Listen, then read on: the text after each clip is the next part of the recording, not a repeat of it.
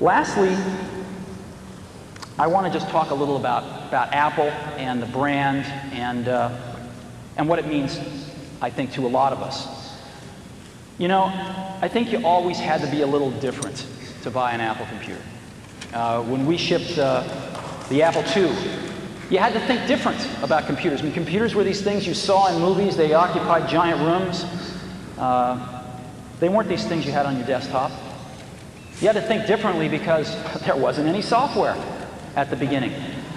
You had to think differently when a first computer arrived at a school where there had never been one before, and it was an Apple II.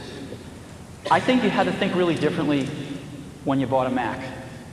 It was a totally different computer, worked in a totally different way, used a totally different part of your brain, and it opened up a computer world for a lot of people who thought differently. You were buying a computer with an installed base of 1. You had to think differently to do that. And I think you still have to think differently to buy an Apple computer.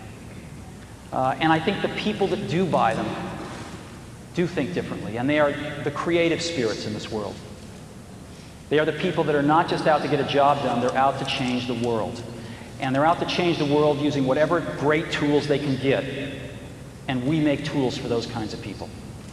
So hopefully, what you've seen here today are some beginning steps that give you some confidence that we too are going to think differently and serve the people that have been buying our products since the beginning. Because a lot of times people think they're crazy, but in that craziness we see genius, and those are the people we're making tools for. Thank you very much.